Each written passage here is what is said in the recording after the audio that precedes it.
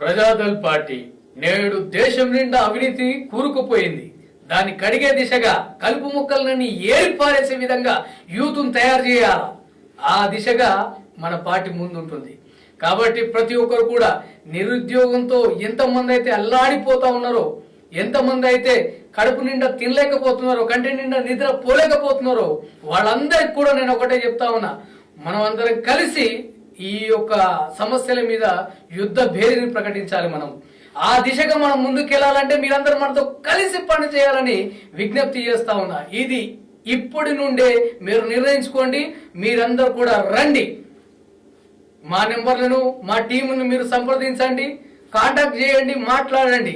సమస్య ఏ మూలనున్నా, ఏ ఒక చోటున్నా, ఏ ప్రాంతంలో ఉన్నా అక్కడికి మేము వస్తాం, మా టీం వస్తుంది.